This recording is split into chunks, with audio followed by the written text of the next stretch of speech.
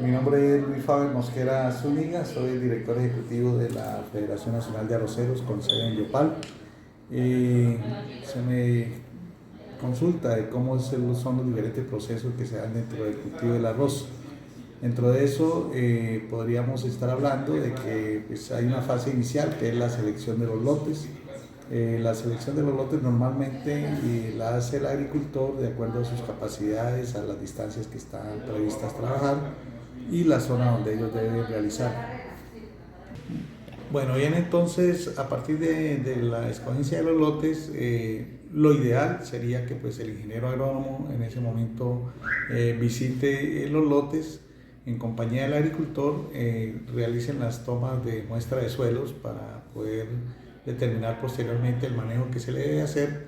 Igualmente realizar los bancos de maleza, que es un proceso de identificación previa de lo que serían las malezas que predominan en el lote, y ya vendría lo que sería la preparación, ¿no? Se haría los pases de rastrillo, de pulidor, a veces se utiliza arado de cincel, algunos a veces trabajan el tema de siembra directa. Bueno, esa es la adecuación del suelo como tal. Ahí se utilizan también algunos equipos que viene promoviendo la Federación a nivel de tecnología Antec, que es adopción masiva de tecnología, como son la LandPlay, la Taipa, que son equipos que nos permiten lograr unas mejores nivelaciones o micronivelaciones, y a la vez nos permite también hacer un mejor manejo para el uso del agua. Una vez que ya se han establecido los lotes, viene el proceso de siembra de la semilla. Previamente debe haberse escogido la variedad que se ajusta al tipo de suelo, si son suelos bajos, si son suelos altos o de banqueta, como se le llama en la zona, o qué tipo de suelos se tienen para este caso, ¿no? Posteriormente, una vez escogida la variedad, también se tiene en cuenta la ubicación del lote frente a las vías de entrada y de salida del mismo. ¿Esto por qué? Porque es que hay variedades de ciclo largo, de ciclo corto, de ciclo intermedio. Entonces se busca que, sobre todo en estas zonas donde las áreas son bastante grandes comparativamente con las del resto del país, entonces se busca que las de ciclo corto queden adelante y los de ciclo medio o ciclo largo queden hacia atrás, con el fin de que el agricultor corte el primer lote y le dé tiempo a entrar a un segundo lote ya con un ciclo un poco más largo, y finalmente llegar al último lote con un ciclo mayor, pero entonces con el ánimo de que las mismas máquinas pues, puedan realizarle la corta. De lo contrario, pues toda el área se le vendría al mismo tiempo y no tendría suficientes máquinas para poder cortar. Bueno, respecto a la escogencia de la semilla, inicialmente estamos hablando, hay que tener en cuenta qué tipo de lotes se van a manejar, porque pueden ser lotes tradicionales de siembra o lotes de multiplicación. Las semillas básicamente se componen de semillas genéticas básicas, registradas, certificadas, y semillas PADI, ¿sí? Que son las que normalmente siembra el agricultor. Cuando son lotes de multiplicación, pues tienen unas características especiales de selección que requieren mayores exigencias tanto de la calidad de suelo como el tipo de manejo que se le dé. Ya cuando son lotes tradicionales de siembra, entonces entramos a buscar la manera de realizarlo, de sacar el mejor provecho del lote, y para ello se tienen en cuenta las épocas de siembra. Dentro de esas épocas de siembra, normalmente lo que se busca es ajustarnos a las características de la variedad frente a las condiciones que pudiera encontrar en el transcurso del ciclo de cultivo. Es decir, si yo voy a sembrar, debo tener en cuenta que, por ejemplo, para esta zona, entre la última semana de junio y la primera de julio, se dan con frecuencia las famosas heladas o mermas de temperatura, sobre todo en horas de la noche, que hacen que si el cultivo está en plena floración, pues se vea afectado posteriormente su producción. Igualmente se busca obtener la mejor oferta ambiental. Esto prácticamente ha permitido dividir en dos segmentos, en dos grandes segmentos el año de siembra. Un primer año donde se siembra la mayor área aquí en el Casanare. Estamos hablando de un promedio entre 170 a 180 mil hectáreas en el primer semestre, un semestre que arranca para las siembras entre el mes de marzo y abril, Por tradición se maneja siempre el concepto de que a partir del Jueves Santo arranca la temporada arrocera y pues a partir de ahí se tiene en cuenta más o menos la fecha de recolección. Generalmente los cultivos se están marcando entre 3,5 4 meses en promedio, entonces estaremos hablando que se arranca entre marzo, abril, sería mayo, junio, julio, agosto. En el mes de agosto estarían ya cortando prácticamente en pleno la cosecha del primer semestre. Se viene luego la siembra del segundo semestre, que se hace más o menos entre el mes de julio y agosto, inclusive septiembre, para los que de pronto tienen ya posibilidades de un mejor riego. Entonces, estas siembras normalmente van terminando entre diciembre, enero y por tarde en febrero, que no es lo ideal en cuanto a términos de disponibilidad de agua, pero sí sería lo ideal en cuanto a la disponibilidad de horas luz y de otros factores ambientales que podrían ser beneficiosos para una mejor producción, pero que se ven limitados precisamente por la ausencia de agua para esas fechas. Entonces, ese es como el manejo general que se le da. También, pues lógicamente esto viene de la mano del ingeniero agrónomo, la asistencia.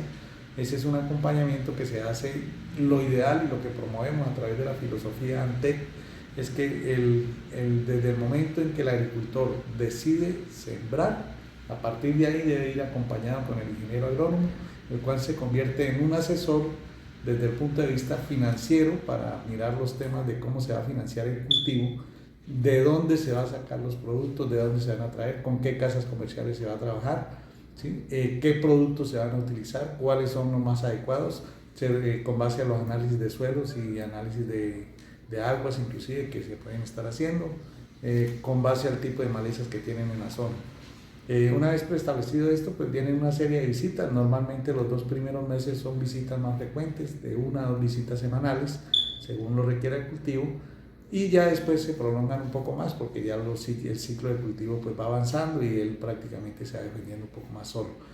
Se hacen los diferentes acompañamientos también durante el proceso de macollamiento, el proceso de floración, que son puntos importantes, y finalmente ya cuando está en el estado de formación de grano, entonces ahí se comienza a, digamos, ya a maquillar y a cuidar el cultivo ya para prepararse para la corta.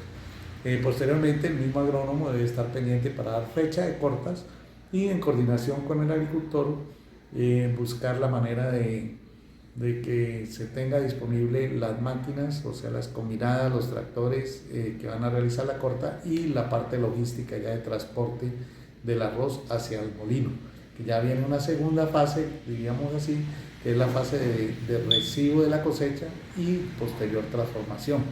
Para el caso nuestro, nuestros agricultores tienen la alternativa de poder llevar a la planta de secamiento, almacenamiento y trilla de la Federación, llevar su arroz.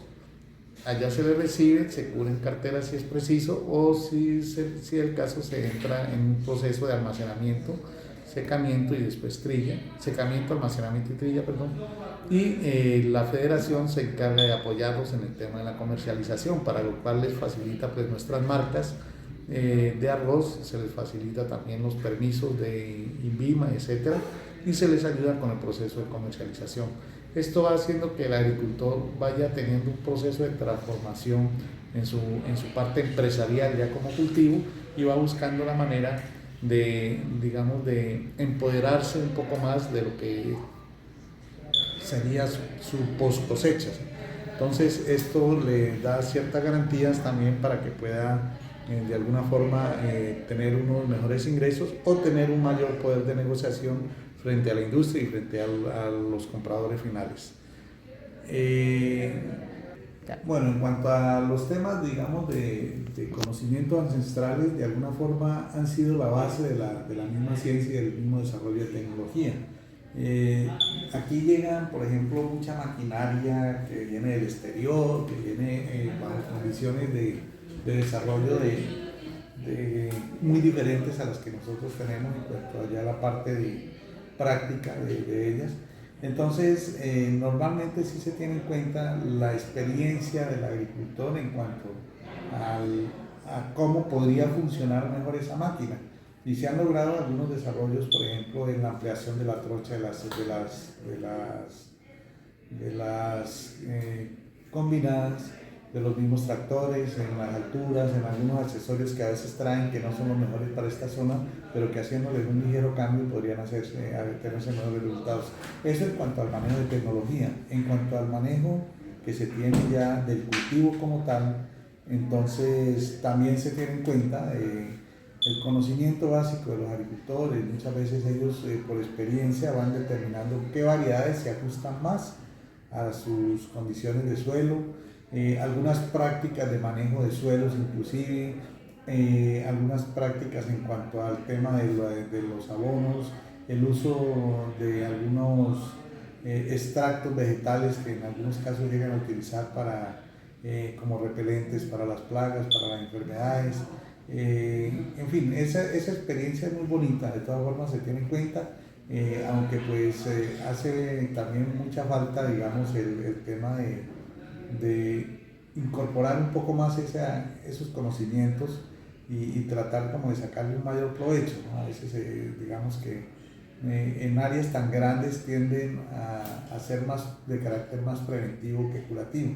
Ahora, hay unos temas, por ejemplo, como las fases lunares, que ancestralmente siempre los abuelos y de ahí para atrás las generaciones siempre han tenido en cuenta las fases lunares para la época de siembra, para la poda de las plantas, para la época de cosecha. La ciencia con el tiempo ha determinado, digamos, ha podido darle el sentido científico a esos conocimientos que ya de manera ancestral nos estaban transmitiendo de ellos, y hoy científicamente pues se puede demostrar que sí hay una gran influencia, por ejemplo, de la luna, de la fase lunar frente a la época de siembra y el desarrollo que va a tener el cultivo. Entonces esas técnicas de alguna forma ancestrales sí se tienen en cuenta, pero como le digo, pues podría de pronto explorarse un poco más, de pronto optimizarse un poco más y mirar cómo se pueden ajustar a grandes extensiones que son las que manejamos nosotros, porque de todas formas pues se da. Hay otro tipo de ya situaciones que ya van más manejadas como dentro del punto de las creencias religiosas, de los ritos, de los mitos. Están los temas, por ejemplo, de orar en el cultivo cuando de pronto tiene presencia de plagas o enfermedades. Entonces a veces acostumbran a llevar algunos rezanderos, o no sé cuál sería el término más adecuado para eso, pero se utiliza ese sistema para controlar plagas en algunos casos, que son más que todo de carácter, diría yo que son como de creencias, ¿sí? de nuestros ancestros.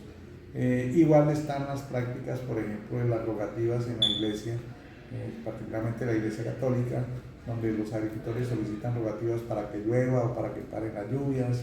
Sí, en fin, son situaciones ya más de carácter de fe que se mueven y que pues de alguna forma también tienen sus resultados, diríamos que en algunos casos positivos y en otros pues simplemente no deja de ser más que una superstición.